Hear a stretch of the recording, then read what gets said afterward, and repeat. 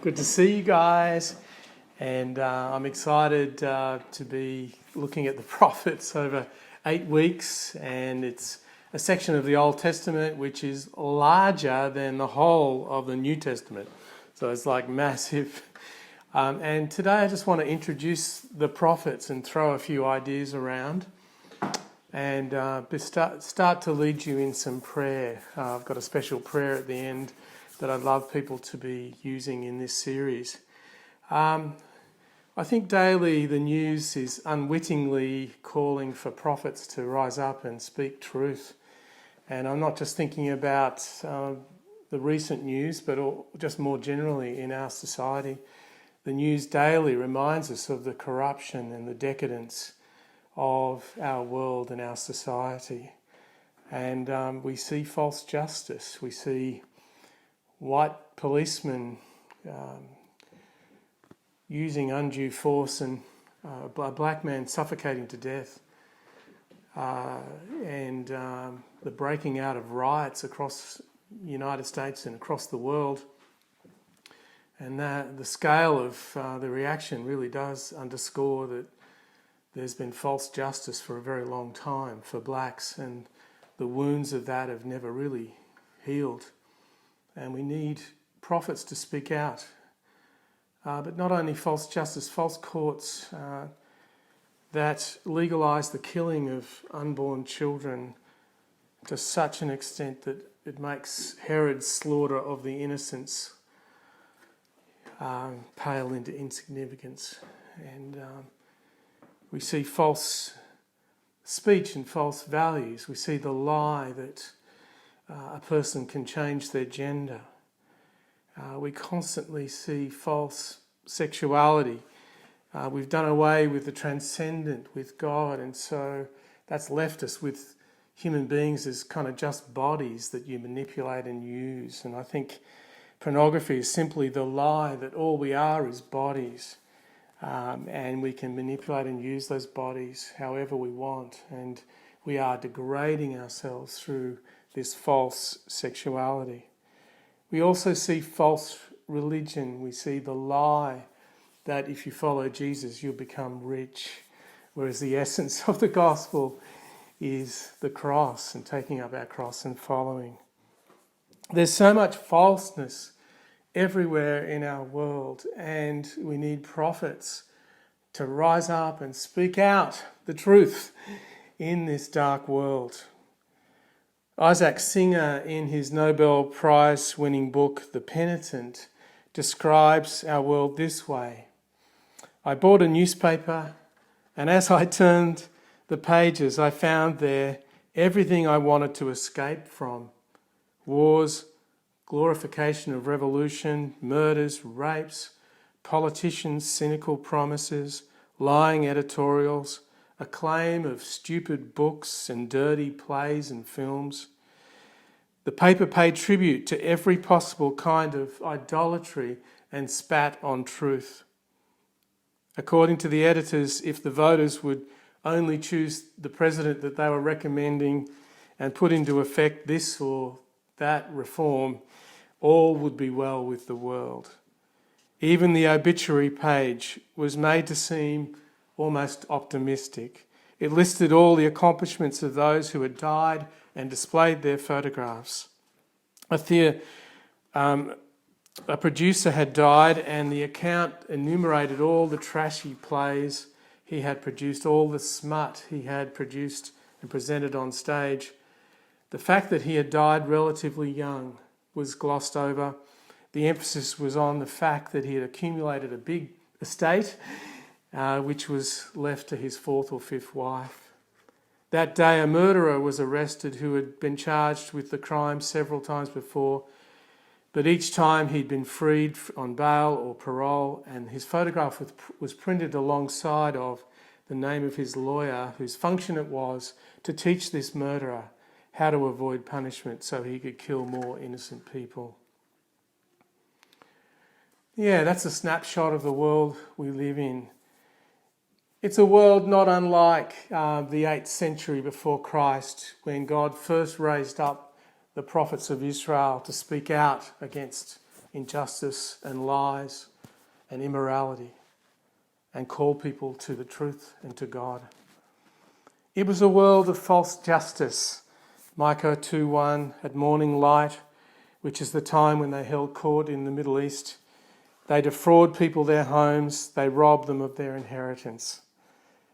It was a world of false speech and false values. Isaiah 3 speaks against materialism. In that day the Lord will snatch away their finery, the bangles and the headbands and crescent necklaces, the earrings and bracelets and veils, the headdresses and anklets and sashes, the perfume bottles and charms and signet rings and nose rings, the fine robes and the capes and cloaks and purses and mirrors and the linen garments and tiaras and shawls.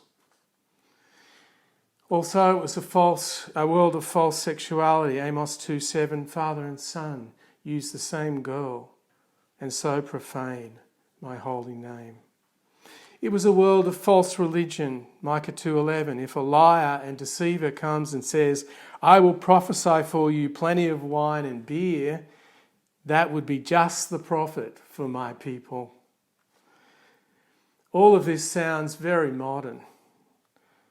So what are the characteristics of the prophets that God raised up in those times?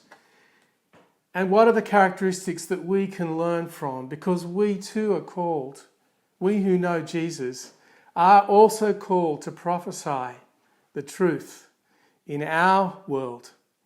Some of us are given a particular calling for that, but all of us have a part to play in that. So what are the characteristics?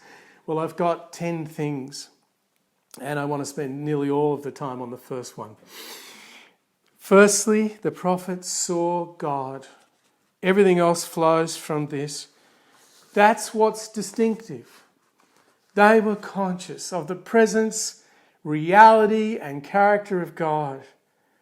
And that consciousness caused them to be sensitive to sin.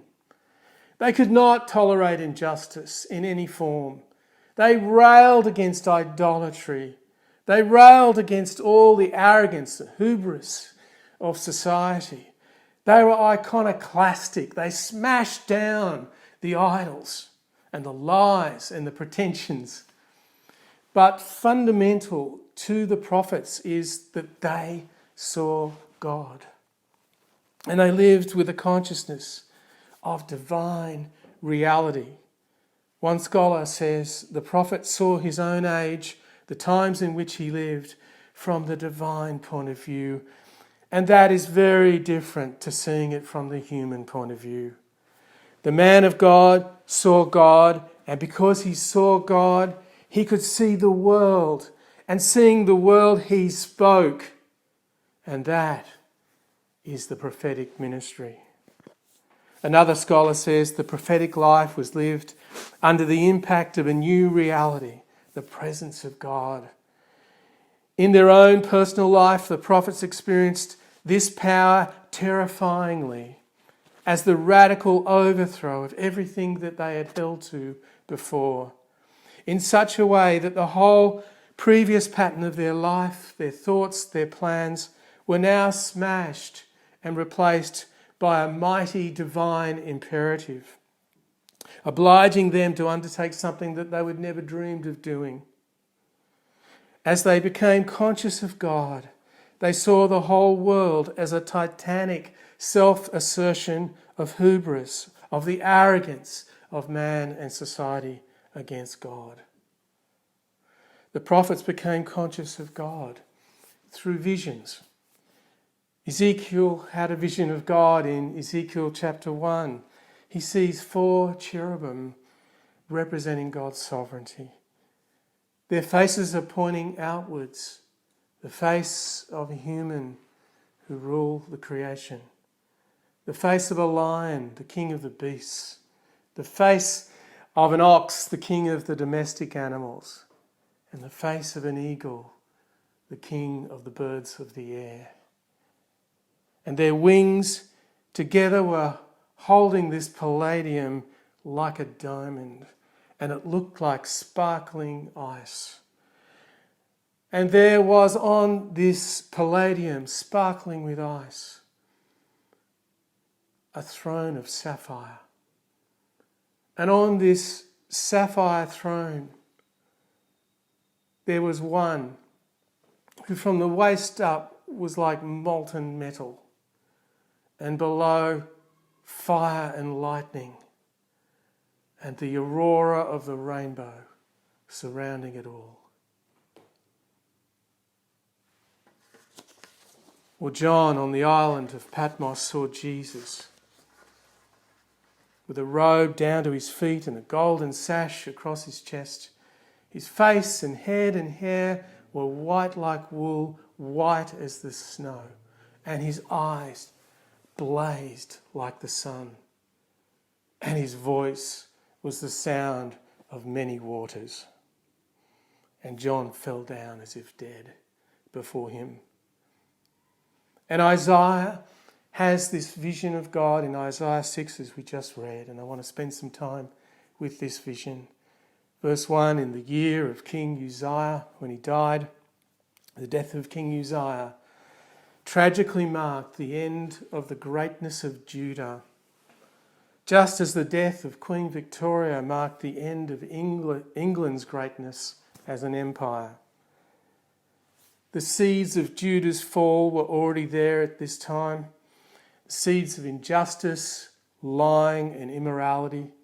All the seeds were there.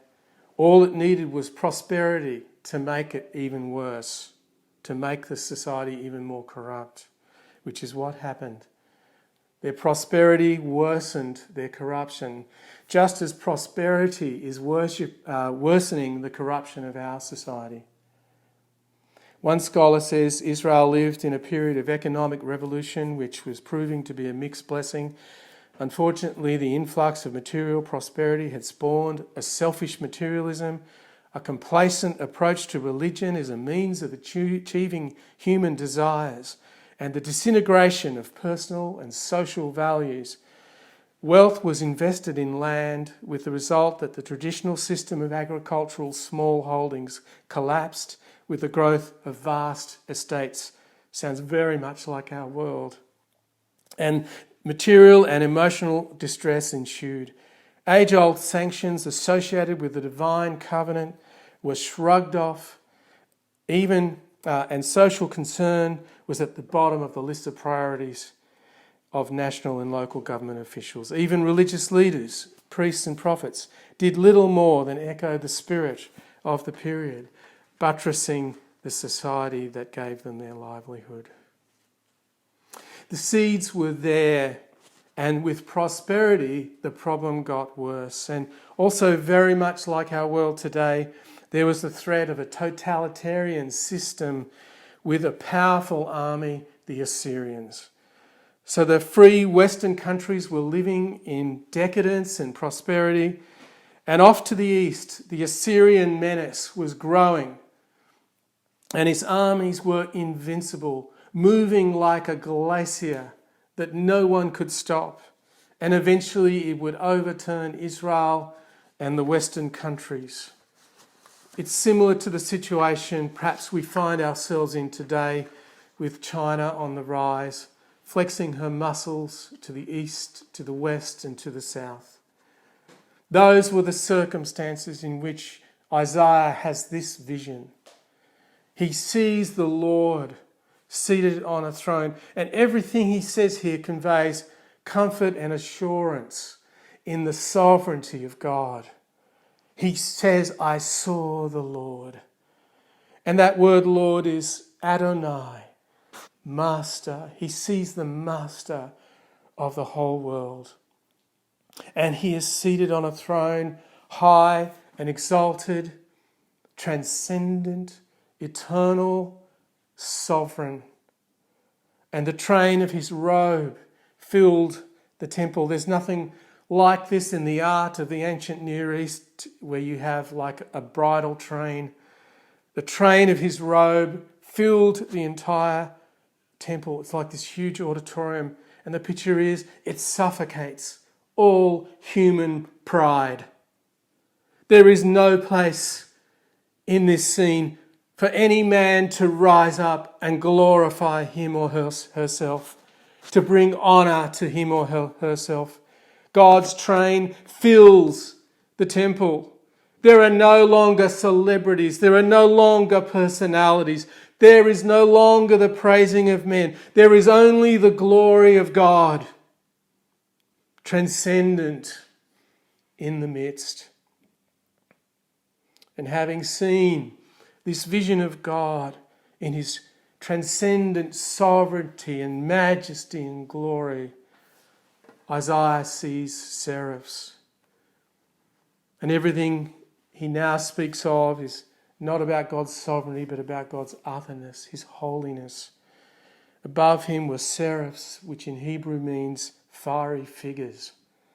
He sees these in his prophetic psyche as God gives him this vision.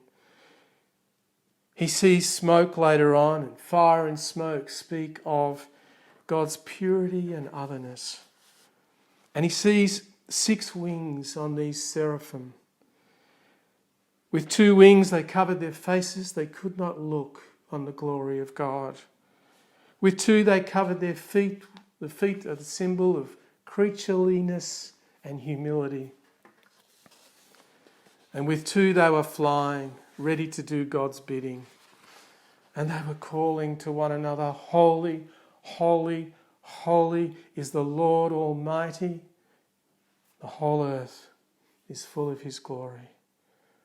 And at that moment, the most stable thing on the earth, which is the temple, begins to shake. The most unshakable thing made that is on the earth, the temple of the living God, begins to shake as a sign that the whole earth will be shattered before the presence of this God. And with this vision, Isaiah now gets an insight into himself. He sees what he really is, a sinner. And he sees that the world around him is a world of uncleanness. "Woe to me," I cried, "I am ruined. For I am a man of unclean lips, and I live among a people of unclean lips. And my eyes have seen the King, the Lord Almighty." He has a vision like Asaph in Psalm 73. When he saw the Lord, he realised, "I am but a dumb beast, insensitive and ignorant."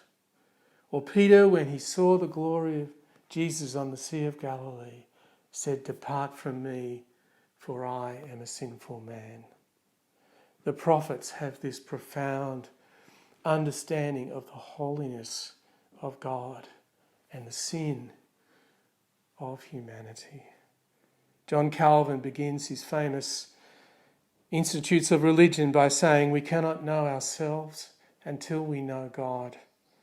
It's plain that no man can arrive at the true knowledge of himself without having first contemplated the divine character and then descended to the consideration of his own. For such is the native pride of us all. We invariably esteem ourselves righteous, innocent, wise and holy, until we are convinced by clear proofs of our unrighteousness, folly and impurity. But if we elevate our thoughts to God and consider his nature and the constant perfection of his righteousness, wisdom and strength, to which we ought to be conformed, what before charmed us in ourselves under the false pretense of righteousness will soon be loathed as the greatest iniquity. What strangely deceived us under the title of wisdom will be despised as extreme folly. And what wore the appearance of strength will prove to be the most wretched impotence. When we see God, we see our folly, our weakness, our sin, our need of him. And having had this insight into himself, Isaiah receives his call. First, he's cleansed, verse 6, his lips are cleansed. Then one of the seraphim flew to me with a live coal in his hand, which he had taken with tongs from the altar. And a coal with blood on it is applied to Isaiah's lips, and he finds cleansing. And with that fire, his lips will speak with power the truth. Because Isaiah is now commissioned. And this is something unique in the ancient world. Isaiah is caught up into a heavenly court. He hears God himself speak. In all the other religions of the ancient Near East, the angels come to tell the prophets what to say. But the prophets of Israel are ushered into the very presence of God. Then I heard the voice of God saying, "Whom shall I send? And will go for us?" And I said, "Here am I. Send me." Isaiah has an encounter with God, and this explains everything about the prophets and about our calling. Firstly, they encounter God. They encounter God, and when they encounter God, their whole world is changed. They see the world as it really is. They encounter God, they see his holiness, and in that light they know the world cannot endure before God. That was their experience. And so, secondly, they're sensitive to evil. They're horrified by everyday things we pass over. They give voice to the silent agony of the plundered poor. They rail against the hypocrisy of false religion. They condemn the profane riches of this world. They're torn apart by the sin of this world. Thirdly, they're concerned about the smallest things. The smallest injustice is a catastrophe for the prophets, a threat to the whole moral fibre of society. We look for peace of mind. We make allowances. We make concessions. We don't want to be in disgust all of our lives at everything. But not the prophets, because they have seen the holiness of God. Fourthly, their language is luminous and explosive, as we'll see. Fifthly, they abhor hubris, arrogance. Sixthly, they're absolutely iconoclastic, shattering everything that people call valuable. All our cherished beliefs, everything people value, they knock it down. The only thing valuable is God himself and the things of God. Seventhly, they have a modest lifestyle, renouncing worldliness, but they're full of compassion, full of the love of God. Eighthly, they don't try to please people. They don't promise everybody heaven. They don't say everything's wonderful and there's no judgment. Not the prophets. That would be a false prophet. Amos says the false prophets cry peace because people want to hear peace. Never judgment, never condemnation. They want to hear everything is wonderful. The false prophets, they want to meet psychological needs, but they don't tell the truth that this whole thing is going to burst. Ninthly, the prophets are lonely, therefore. They're rejected. They're miserable at times. They don't want to be prophets. They don't like their calling, but they can't do anything other, for they have been called by God. They have seen God, and they're persecuted and they're martyred, but they have to speak. They will not stop speaking. But people don't like what they hear. Jeremiah wants to get out of it. Elijah tells Elisha to not be a prophet. Don't do it. But Elisha has to speak. Tenthly, there are people of prayer. And even when God tells Jeremiah not to pray, Jeremiah says, "Sorry, Lord, I can't help it. I must pray. These are my people, and I want to spare them the judgment that is coming."